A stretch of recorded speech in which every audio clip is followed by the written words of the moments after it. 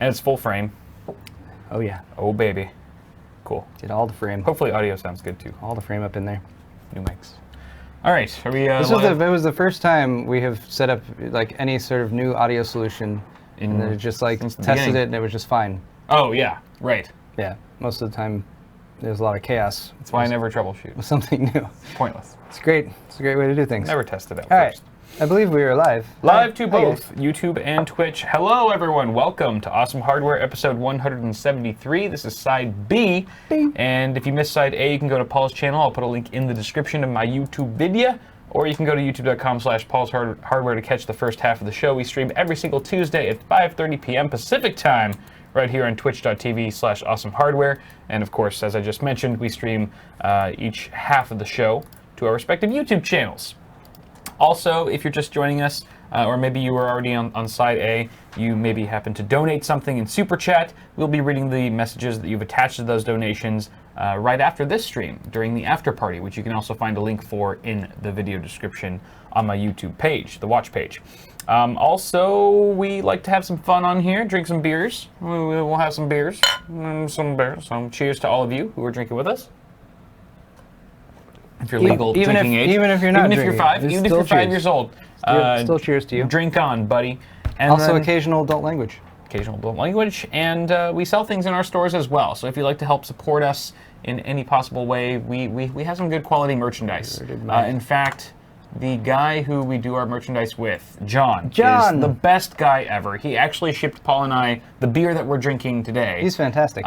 He is an awesome guy, and he actually makes really, really high quality merch. So if you guys are interested at all in any of the items that you see on my store, bitwit.tech, or Paul's store, paulshardware.net, feel free to pick up something for the holidays. You'll also get some awesome deals for either of our stores, 10% off all orders over $50 and 20% off all orders if you spend $100. So, and we'll yell Johnson at you by the end of the show. Yes, indeed. All right. Oh, there's one more announcement that I'd like to make, if I may be so bold. So Wifey Sauce and I recently bought a house. So congratulations. Thank you. And some people in the comments were suggesting that I tweet at the Property Brothers, who have a very popular reality TV show on HGTV, highly successful, and just, whatever. Just give it a whirl, nothing to lose there. So I tweeted at them. I said, hey, Property Brothers, want to make a pit stop in LA? This could be magical. Property Brothers, hashtag Property Brothers YouTube edition. I think it would be cool. I think it would, as Gamers Nexus commented on my tweet, it would definitely expand their audience. And also, I think would be really good for some tech representation to a mainstream audience on television. But they're in Vegas right now, guys. But they are in Vegas right now, but you never know. Miracles, less crazy have happened. So we're not too far from Vegas. If you guys would like to, I don't know, maybe jump on this bandwagon and help me tweet this out to them, you can just find them on Twitter, and I'll also paste a link to the tweet that I sent them as well. Because that would be freaking cool. That would be my life for I just forever. Saw that first. What? My wife is a vegan. I post videos of computer stuff on the internet. Our budget is $3.5 million. I commented, if only that were the case. That's a funny meme about all the reality shows, the house hunting shows and the house upgrade shows. Oh, right. Oh, is that what they're referencing? Yes. Because the upgrades was there's no way that they were able to do that in every show, they introduce introduce the couple, and they're like, okay, we're nice and whatever, and then they eventually get to the point where she makes arts and crafts out of leaves she finds on the ground, and I sells them on Etsy. I write poetry, whatever. Our budget is multi-million. Our budget's $4 million. Just like whatever. To be honest, I haven't really watched any of those shows. Maybe I've caught one or two with Wifey Sauce in the last year or two. You mean they're your favorite shows? You watch them all the time. Except for Property Brothers. Except for Property Brothers. Oh, okay. I'm a religious fan through and through. But actually, Wifey Sauce really does like them. Okay. And thinks they're kind of hot. So I really wouldn't be disappointed if they don't reach out to me. But anyway, if you guys want to tweet at them, just for fun, go for it. Let's move on to some tech news, however. We have a lot to talk about today. Intel has their 28-core Xeon processor, the W3175X, that's just been listed online for 4,000 Great British pounds. I can't really figure out what that is in USD. Probably something like $5,000, maybe? I don't know. This article is from Overclock 3D, and a lot of this information was unveiled last week at their fall desktop launch event. A lot of interesting stuff here. $5,066.96 right now. So I was right on the money, quite literally. Yeah, just over 5K. Probably sell for an even flat 5K here in the States. Sounds reasonable. So unlocked. First of all, we're talking about an unlocked, overclockable 28-core Xeon processor. This is kind of first of its kind in a lot of ways. 6-channel DDR4 memory support. That's pretty badass. You also have a dual-core boost of up to 4.3 gigahertz out of the box. Not too shabby. 225-watt TDP. Rest assured, you're going to need at least, probably a 240, preferably a 280 or a 360 millimeter rad on there at least. Also consider that Intel has been very cagey about their TDP ratings for processors. True. The TDP listed is not like the TDP running all cores at the top frequency that they list. Right. So there is that. Very conservative estimate for sure. And then they've also got ECC memory support and a bunch of other Xeon class features on this chip. It does require motherboards that are server grade, while at the same time also supporting overclocking, which previously and even currently, there aren't many boards that do that. So Intel has actually partnered with Gigabyte and Asus to create motherboards that are qualified and ready for the job. Of just handling, things like ECC memory, but while still overclocking like an enthusiast-grade CPU. You don't have pictures of that. Was I supposed to? Is it not on the article? No. You can see some ridiculously right? over-engineered motherboards, though, from Asus, like the one that we saw at the event last time in New York. Yeah, I posted some pictures of it. Okay, yeah, if you can find one of those, I mean, that's just gives you an idea of what kind of serious business we're talking here. It's not logged in, so it won't let me look at. What did it have? Did it have like 4 or 5 8-pin EPS connectors? It had dual 24-pin. Dual 24-pin. And I think it had like 6. Oh, well, there's 6. the Asus and the Gigabyte. But they were like, I think the Asus ones had like 6 EPS connectors across the top. Sure. So this thing, I mean, these boards are going to be absolutely insane. What do you think, man? If a CPU is $5,000, how much is a flagship motherboard for that going to cost? Like maybe $1,000, maybe $2,000. I don't know. I'm trying to balance my appreciation that Intel is actually doing this with how absurdly impractical they're making the product itself. Right. It feels to me a lot like they're just trying to push back against the. There it is. They're just trying to push back against AMD with the Threadripper stuff. Right. And Threadripper, for what it's worth, I mean, it's very effective and it's very cost effective, but there's still some advantages that Intel has. But sure. Something like this, I mean, it seems a little bit more like on the oh, we said we were going to do this, so we're going to do it, but prices are ridiculous, and who knows how many of these are actually even going to be available for sale before the year ends. Right, and who's actually going to buy this? This is a niche within a niche, it seems. Yeah, that's the board. This is the Asus board. It's called the Dominus Extreme. So dual 24 pins on this side. So 6 EPS. Oh, actually, 2 of these are 6-pin, so those are probably wired as PEG connectors. Right. And then 4 8-pins along there. And they've got 3 or 4 fans going across the VRMs up there. Yeah, as well as a fan down here on the chipset. Yeah. The socket is LGA 3647. Looks like Threadripper, honestly. Which is, a server socket that's very large. I've also heard not the easiest socket to install onto if you're talking about a home user. And then this is the Gigabyte board that we saw at Computex. That was going. Yeah, so this one... Maybe not finished. Yeah, this one seems a little bit more engineering sample-y, I guess. And also there's no heat sinks on anything. It's just here. A naked version. Look at those PCIe slots, Jesus. Yeah, that's crazy. So yeah, these boards are insane. And as you can see, 6-channel memory, you've got 12 DIMM slots on each of these boards. Absolutely ridiculous. Interestingly enough, these chips are not going to be featuring soldered TIM, like a lot of their other counterparts. It's still going to be polymer-based thermal paste as existing Xeons use, so you can expect some delids from these as well if you're trying to get peak performance out of them, for sure. It's like if Gerbauer designs a delidding kit for this, how many of them will, It'll be the equal amount to how many units are sold. Yeah, pretty much. CPUs. Because anyone spending $4,000 or $5,000 on this would not delid it. I'm going to eat a truffle.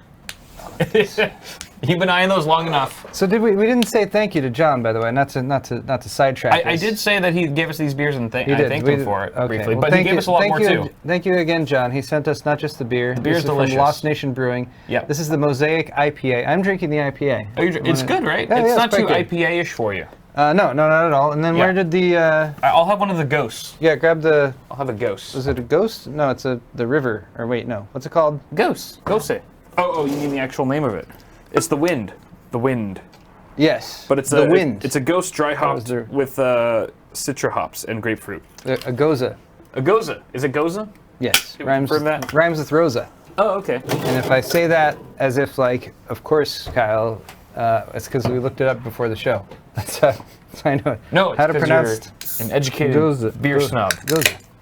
All right. Well, thank you, John. Right. We appreciate it, and we got the shirts Yes. and the popcorn. Everything is amazing. You are literally the best. Also truffles.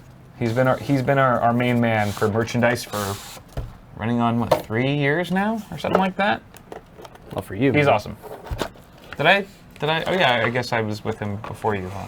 Not too much longer though. I was trying to imply that like we've been doing merch longer, but Oh. I didn't really make it clear. Yeah. That's not true anyway. So. I don't know. I lose track of time. Oh, dark raspberry. This is hazy. This must be unfiltered. Also, credits. If you're gonna do a box of chocolates, especially if they're chocolates filled with something, You never know what you're gonna you get. should always have. Well, no, you should know what you're gonna get because they should include this. Yeah. Clearly, a Forrest chart. Gump bought the cheap shit. A chart with That- all the chocolates, that so you didn't can come with a tell chart. what the hell you're about to put in your mouth. Stupid penny pincher. You're just gonna throw a random chocolate in my mouth and be like, Which- "Oh, I'm delighted with the surprise of flavor." No, I need to mentally prepare myself. Now, will the chocolates actually be arranged in this order of the chart, so that it'll be like a 1-to-1? As soon as you lift it up, you'll. I mean, Which one are you gonna go for first? I was looking at that dark Irish cream. Ooh. It's green. Ooh. Yes, they are. They are a true mark of luxury. These are some beautiful looking chocolates, They by are. the way. They're They look better in person than in the pictures. yeah. I wonder how far I can tilt them forward Stop it. without them all falling out immediately Damage the onto chocolate. the desk. I feel And bad. hey, if I'm not spilling beer, I'm spilling chocolate. Something else. Oh Chocolate man, these look would- so it's good at least slightly easier to. to clean up, and they Clean don't up. damage hardware quite as easily. Ooh, that looks good. Are you gonna have one? No, No. Why not? because Because of sugar. I have no self-control, Paul. Oh. Okay. Meaning, if I have one, I will eat half the box. I see. It's all or nothing. I'm like, you have to treat me like an AA recovery, victim. Like I can't. You shouldn't even be eating those in front of me. Technically, it's rude, and I'm I offended. should try to enable your. You're enabling me right now. Well, I mean, they're very small. I imagine just one of them probably wouldn't even be. That's exactly what an addict would say. Yep. Okay. Shall we move on to our next story? Google. What are you doing, Google? And then Paul will momentarily give us a full review on the chocolate truffle he's about to I eat. can't until we watch do the Google thing. All right, what so is stupid- Hexus, what's stupid Hexus talking about right now? So there's a Hexus article, but it's really been all over the internet this morning. Microsoft, as we know, has recently announced that they're ditching the Edge HTML rendering engine to pretty much reinvent Edge, the browser as we know it, in place of a Chromium sort of open source code to improve the user experience. They're going to use Chromium. They're going to use Chromium, sorry. The new version of Edge will be based on Chromium. Yes, exactly. It's going to be a Chromium Edge type of experience, and that'll allow them to do a bunch of cool things. But Joshua Bakita, a former Edge intern, claims that the move to Chromium was forced. What was it forced by? Forced by Microsoft themselves. No, I'm sorry, Google themselves. Apparently, according to him, on a online forum, Chrome app developers have actually been sort of sabotaging websites, for lack of a better term, so that they don't run as effectively or smoothly or as optimally for other browsers. It's kind of shady. So at one point, Edge was actually more power efficient than Chrome at displaying YouTube pages. It was actually way more efficient on YouTube than Chrome was. And then Google made a change to YouTube's code with a hidden empty div over YouTube videos that caused Edge to start performing worse. So it's on that particular platform. So You have paper towels? they should be right there, top shelf, by the water cooling stuff. It's usually when I need paper towels the most, when I'm water cooling. So with Edge, and especially with Edge sort of updating only biannually, because it's it's been attached at the hip to Windows, the operating system, all this time. They really only fixed this issue with YouTube during the Windows 10, the Win 10 update in October. So they're kind of tied down from that. But with Chromium Edge, the new Edge will be detached from the operating system, and so they'll be able to update more frequently. What did you just do? I dropped a piece of chocolate in my beer. It's fine. It's going to enhance the flavor. In your beard? My beard. Your beard. I shaved my beard, Kyle. I can't bring it back, no matter how many times you ask. Yes, you can. All you have to do is nothing. You literally have to do nothing, and it will come back. Too challenging. It's the easiest thing to bring back in the world. So, anyway, it's a little bit sketchy on Google's part if this is true. Again, we're just trusting the word right now. We're only going on the word of some random intern, ex-intern, from the Edge development team. But if it is true, it's a little bit concerning because, as much as you might be a fanboy of one thing or another, at the end of the day, competition is best. And you want other browsers, in this case, to be viable alternatives to even your favorite browser. So the fact that, Chrome or Google may well be sabotaging Microsoft Edge means that they're really not, sabotaging another browser like Firefox, for example, isn't outside the realm of possibility. And Firefox is a really good and still very popular and relevant browser that a lot of people prefer. I know you use Firefox a lot, Paul, and I even use it sometimes.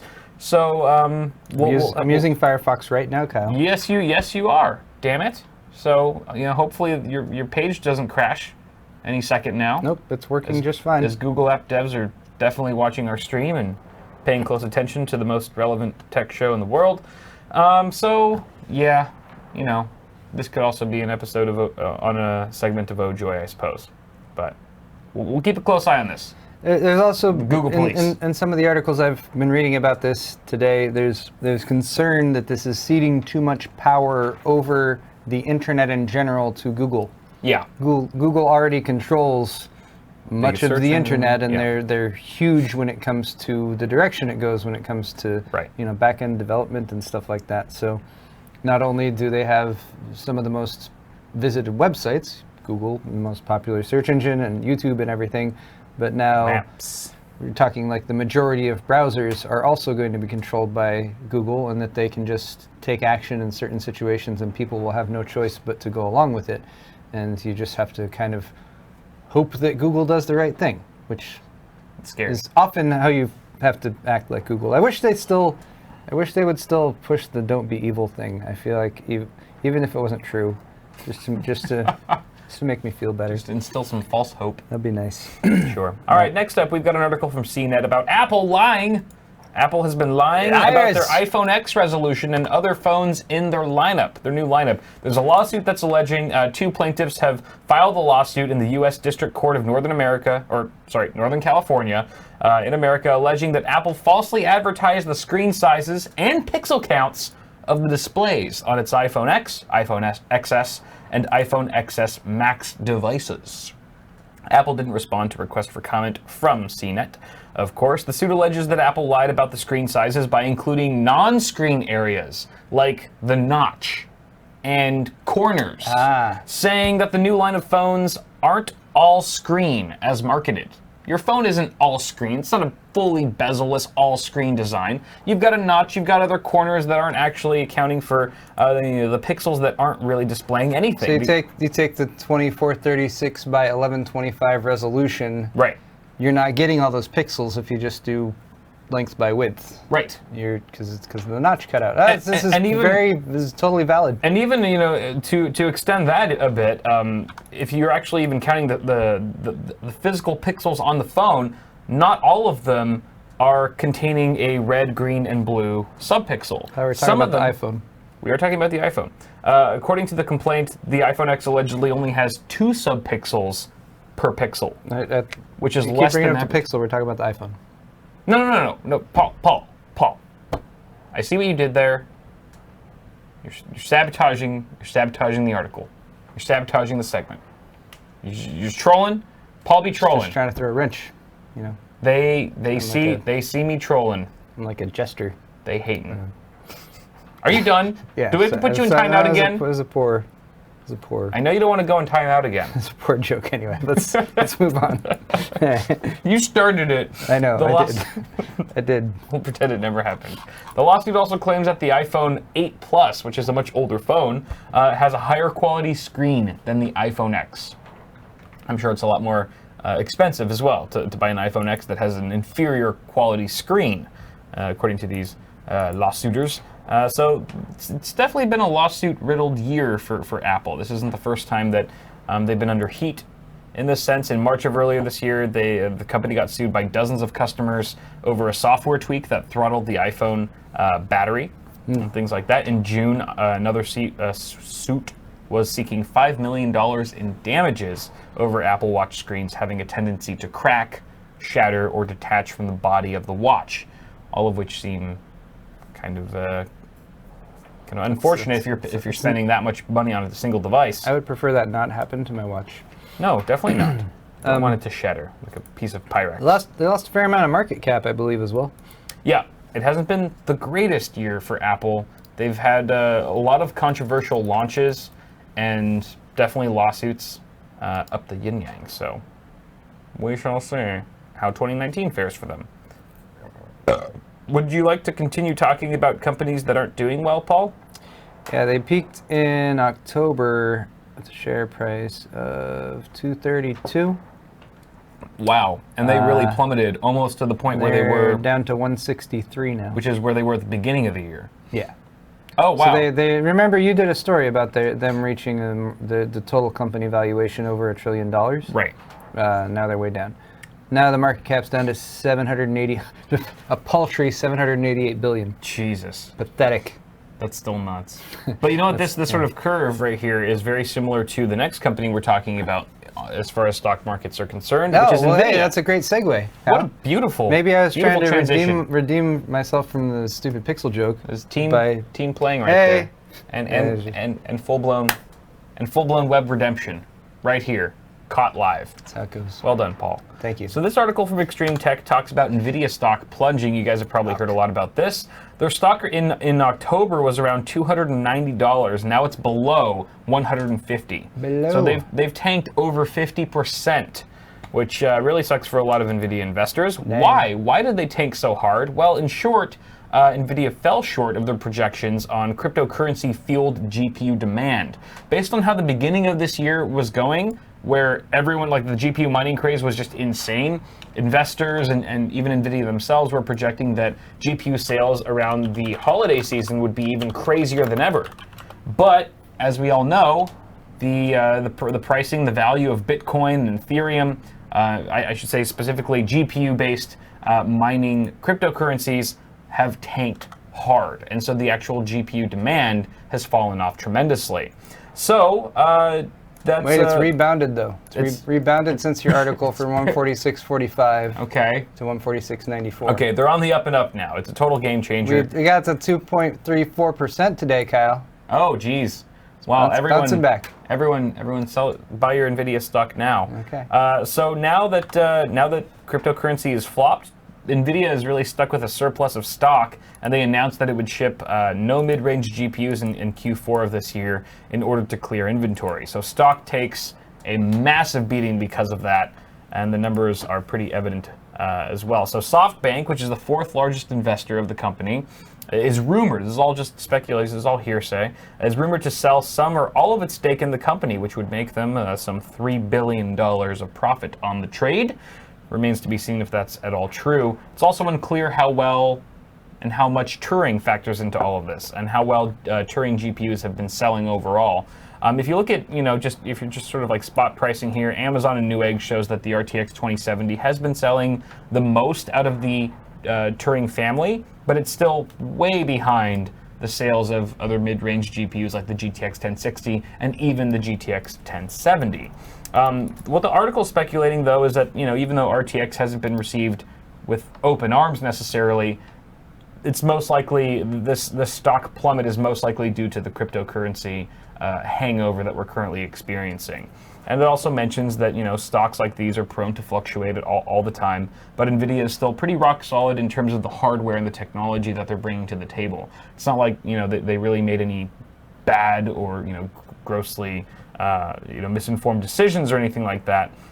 They still are really solid from a fundamental hardware level. Well, you could accuse them of overbetting on what level of production they should have done for the 10 series during the cryptocurrency mining crisis, and definitely, yeah. The fact that they have so much inventory sitting on shelves right now is part of that. But another point, there sort of another way of looking at that I was reading about was that their price was pretty inflated for quite a while because of cryptocurrency mining, because of the demand for GPUs and everything. So you could somewhat look at this as a correction, although it's a pretty striking one, because at the beginning of the year they were at 196. So this is still about 50 points down from that. Right. Peak was 292. So damn. There you go. Cray.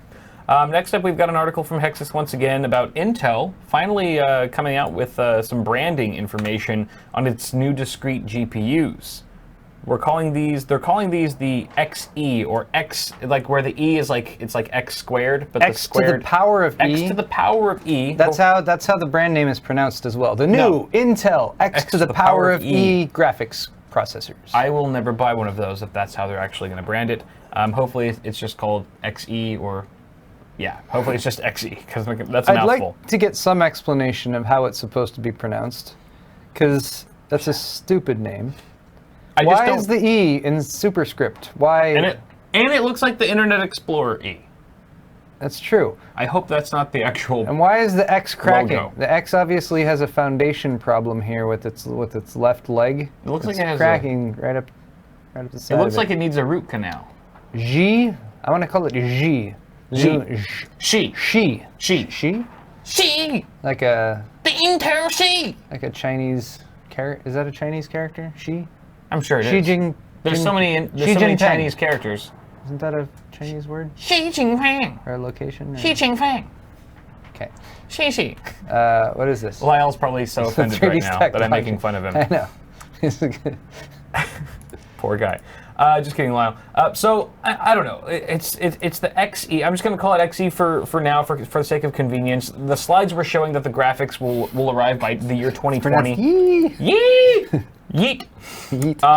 Also notice that the graph that you were showing earlier, the y-axis and the actual performance curve looks a bit underwhelming, but hopefully that's just not accurate at all, because those are just integrated graphics that it's comparing it to. It does seem to be tapering, this curve. Yeah, which isn't great. So hopefully that's not accurate, and we should go by that. Of course, given that there's absolutely no numbers on either of the axis except 2020 right here. Right. That's really probably shouldn't read too much into it. Yeah. So there wasn't much else information about this discrete GPU, apart that the XE line will be also will be integrated into integrated graphics as well. So XE, that technology, whatever technology is being harnessed there. Wait, they're going to integrate their graphics into integrated graphics? Well, the whatever the actual technology or architecture is going to be integrated into, it's kind of like Vega, right? Like you've got Vega, RX Vega desktop GPUs, but you've also got integrated Vega graphics. So it's going to be that sort of thing. So it will be a flexible, scalable graphics architecture. Exactly. Okay. Yeah, and then so there's a lot of there's sort of a spectrum of performance possibilities here with XE. And they've also showed off their first sample of the Intel, I have no idea how to pronounce this, Foveros?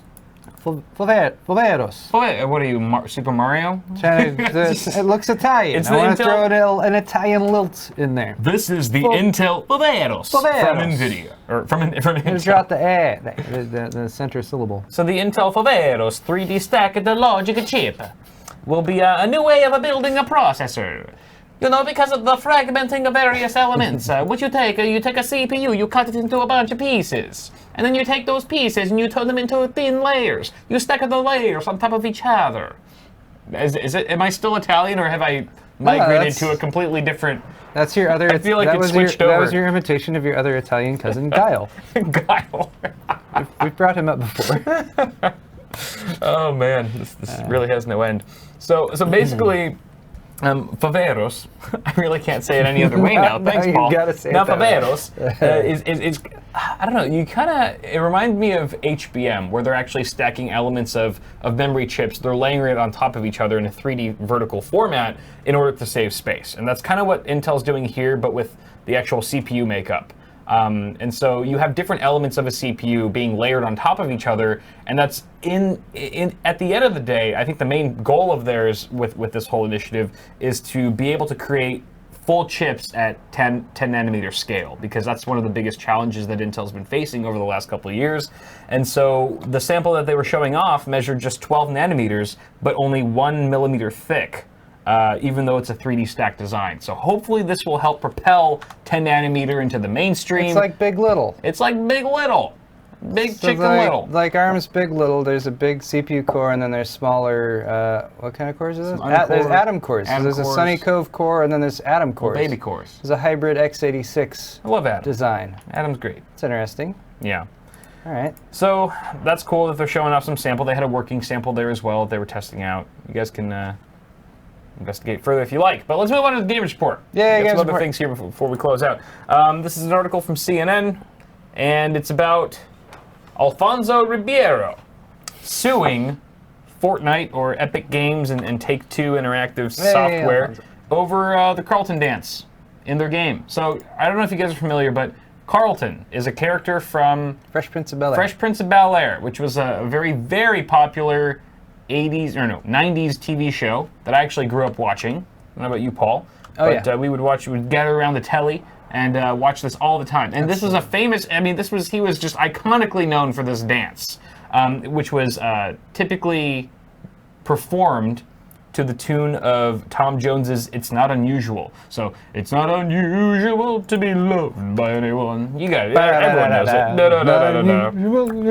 It was this kind of swinging arm motion. Well, that arm motion, that exact dance, is now an emote within the Fortnite game. And Alfonso Ribeiro, which is the actor's name who played Carlton in Fresh Prince of Bel-Air, who is also now the current host of America's Funniest Home Videos, is now filing a lawsuit against Epic and Take-Two Interactive Software Incorporated, saying that they have unfairly profited from using his likeness and from exploiting his protective creative expression.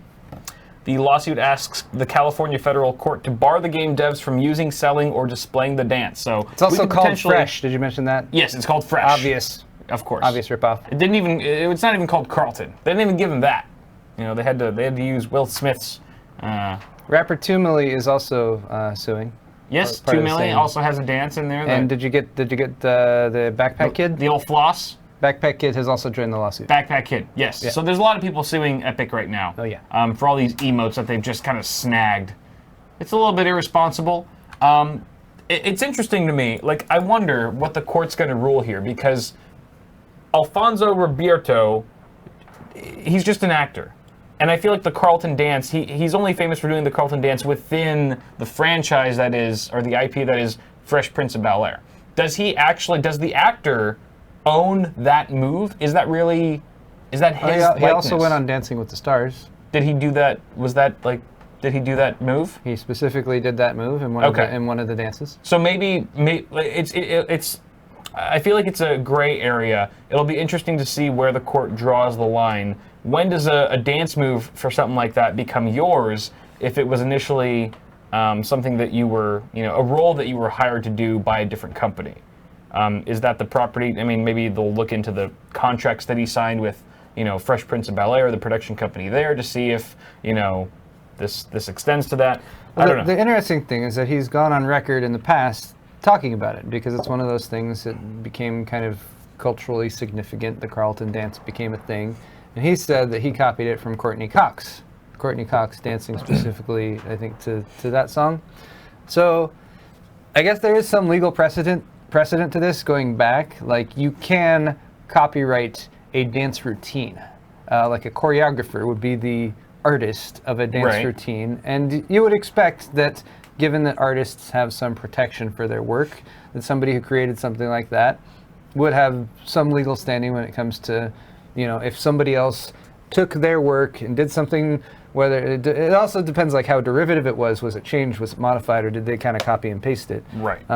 Here you're talking about something that's historically not been, I believe in past lawsuits, and this is just from some articles I read on this earlier today, have ruled that short little dance moves aren't protected by copyright in that way. That's what I was going to say. It seems like too insignificant or not unique enough to be copywritten.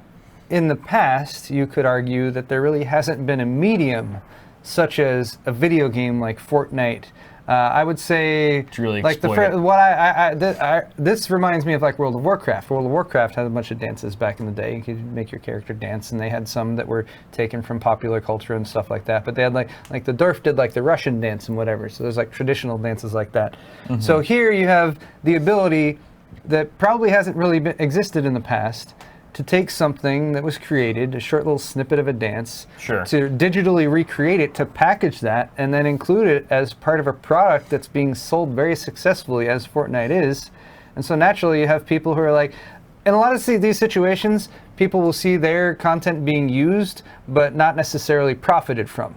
If somebody takes your video or something and they like make something else and like, oh, that's funny, whatever. Oh, this would be a totally different story. If they're taking it and they're selling it and they're making money off of it, well, then I think there's a little bit more like of a standing for that. So it'd be a totally different story if Fortnite wasn't the #1 game in the world. Yeah, and then there's some gray area in between and everything. There's also the opposite side of it, which is like, well, apply this to like YouTube or something like that. YouTube is host to an insane amount of derivative works. People who take other people's works, and like whether you're talking about something like a reaction video where they actually show it directly and they're just sitting there reacting, to like people trying to take other people's dance routines and do them themselves and post it to their YouTube channel. Like, it's very challenging to, I feel like, create a legal framework that says here's where you slice that exactly to where all this is okay. Right.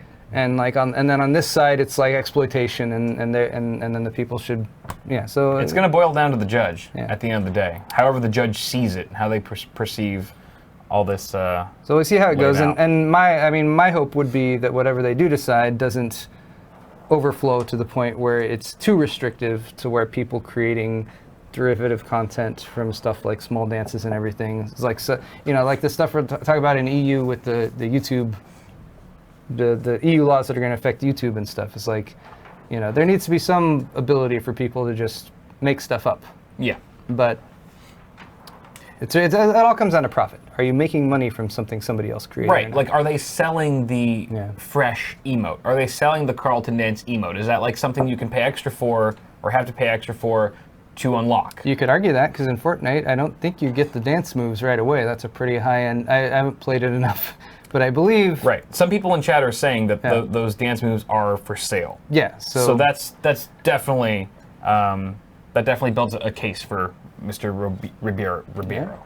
So I hope they get some of that Fortnite money. I mean, given how successful Fortnite has been, if you understand... No, that's socialist. Never mind. Everyone gets a dollar. Nintendo Switch. Nintendo Switch thanks Hot Hardware for this article. Basically, a very quick article saying that the Nintendo Switch has been crowned the fastest-selling game console for this generation. Since its launch in March of 2017, the Switch has sold more than 8.7 units. 8.7? Whoever got that 70% of a Switch. You meant 8.7 million, right? Yes, the article actually it's a typo in the article. Oh, that is specifically a typo in the article. I'm poking at the author because it says 8.7 units. Oh, and they still haven't updated it, so whoever wrote that, Hot Hardware. Who wrote this? Paul, Mr. come Paul. On. Pick it up, Paul. Come on, Paul's telling you, Paul. 8.7. You gotta check your work, man. So they probably meant 8.7 million units. That seems to be more realistic. Somebody didn't get one of the controllers. It's a bootleg version. So this console has outpaced every other current-gen console in the United States during the same point in their respective life cycles. So it's the biggest just most popular selling console for 2018. This wins. It beats out the Xbox One, whether you're talking about the Xbox One S or X, beats out the PlayStation 4 Pro, and so forth. There's a quote here, and I'll just read it out. "We are thrilled to see such reaction from the consumers in the second holiday season for Nintendo Switch." That's from Nintendo of America's Senior VP, Doug Bowser. His last name is Bowser, and it's spelled the same way. Have I completely missed this? Am I just so out of touch that I never realized that the Nintendo of America's Senior VP's last name is freaking Bowser? What are the freaking odds? There's no way. There's no way that I've missed this for this many years. That's the type of thing that makes me think this is all just a simulation. Right? Yeah. This is the actual game devs just hint. This is dropping little Easter eggs. You know, this is like Ready Player One. Whoever can find my little Easter eggs that this is all really just a simulation wins the grand prize, and I'll grant you real life in the real world outside of this little virtual life that you're in. This is ridiculous. Doesn't look like anything to me. Okay, Bernard. Spoilers. So the Switch, and this is also kind of cool because, you know, the Switch isn't like the most muscle, doesn't have the most muscle out of all the consoles. It's weaker from a horsepower sort of processing power standpoint than the Xbox One X or the PlayStation 4 Pro. But it has a really strong lineup of games, and I think that's what really makes a console shine these days, or any platform for that matter, PC, is the lineup of games that it offers. So, and Nintendo Switch, oh my God, it's had Legend of Zelda, Breath of the Wild, which was, I don't know if that won Game of the Year last year, but it certainly was a runner-up at least. And then they also have Super Mario Odyssey, Mario Kart 8 Deluxe, and then just recently Super Smash Bros. Ultimate, which has been the fastest-selling game on the Nintendo Switch in history, selling 3 million units in 11 days. So there's just all kinds of, and I've played the game extensively. How many copies did you buy? I bought 3. No, I've only bought one. I've only bought 1 copy, but I have not been more obsessed with any game in the last 3 years. So you've been playing a lot of Super Smash Brothers? I haven't been playing a lot of it, but I've been playing as much as I can because I've just, you know, obviously been so busy with the house and stuff. Like when you're doing other things, you're like, I need to finish this other thing so I can play more Super Smash Brothers. It is a good incentive, and the fact that it is the way that the Nintendo Switch is designed, where I can just like undock it. So if like, you know, wifey sauce and I have to drive to the new house, and she's driving, I can just play it in the car. Has been really nice. I've never played mobile video games in the car. I'm prone to getting car sick though, so I think that would. I will get car sick. You're just like, I don't care. Me too. No. But it's worth it. It's worth it. It's worth it. No, only if like I'm going up to Big Bear, like on a swervy, you know, road or something like that. But usually I can handle it if it's just like a straight line on the freeway. But that game, oh my God, I love it. Maybe we can do some after parties in the future with that game. I'm sure you're down, Paul. I'm down. And then we've got one more article here from MTO News about rapper Soulja Boy potentially facing mad jail time for selling bootleg consoles. Really? He's a rapper, and he used to be, I guess his thing is he used to be relevant. Really quickly, Paul, tell me, is that a Malwarebytes logo on his forehead? Because it kind of looks like this. I mean, it might be a Wu-Tang logo. It looks. But it looks like Malwarebytes, just from first glance. When I first saw it, I was like, is that a Malwarebytes forehead tattoo? Face tat? Let's get an A/B comparison here. I could be totally wrong, but I thought I thought it was a Malwarebytes logo. All right, so there's Malwarebytes. There's a Malwarebytes logo. And then there's Soulja Boy's forehead. I mean, maybe a little fatter. It's a little bit fatter. Yeah. When I looked at it, I wasn't literally comparing it side by side. I didn't pull up a logo. I just thought. Yeah. Okay, yeah. Like someone in chat confirmed, it's Wu-Tang, most likely, which is what I thought. But being the tech nerd that I am, I initially saw Malwarebytes, and now I cannot unsee. So anyway, this dude is ridiculous.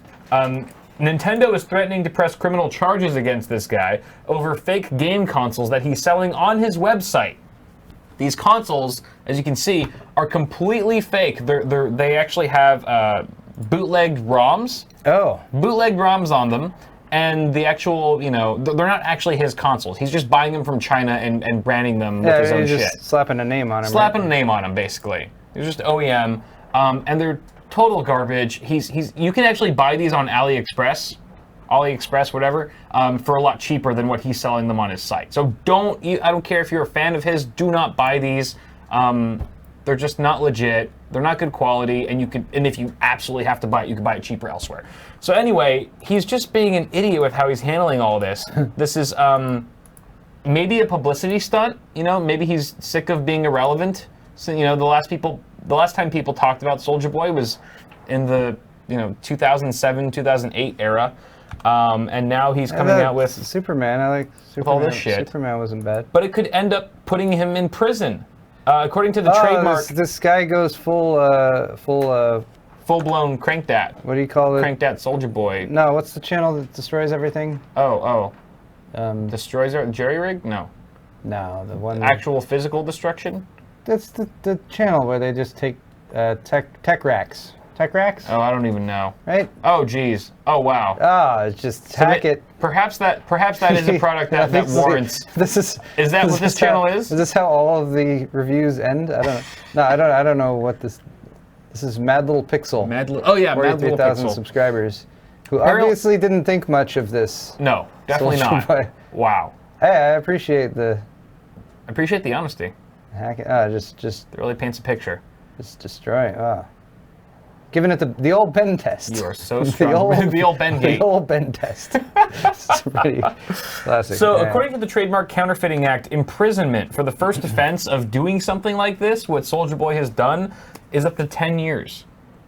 And 20 years of imprisonment for repeat offenders, which a lot of people have argued he has done. He could be facing 20 years jail time or more for selling these stupid bootleg consoles with Nintendo ROMs on them. There's a Game Boy handheld device that he began selling on his website.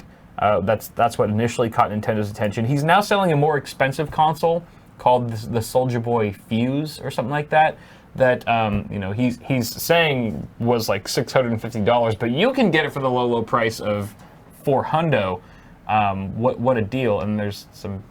I don't know these. Nobody sees this right now. Okay. This is just because it's an MTO News article.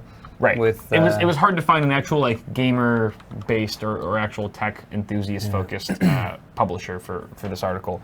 But I had heard it passed around on the internet, and I thought it was worth talking about for Games Report. So don't buy anything from Soulja Boy. Don't buy a handheld gaming console from Soulja Boy. That's moral of the story. It's not too hard.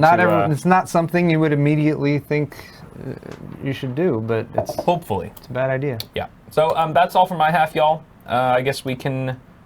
Skip over to After Party, but yay! But for now, thank you very much for watching, and toss a like on the video. Feel free to do timestamps in the description or in the comments. I'll pin you and stuff.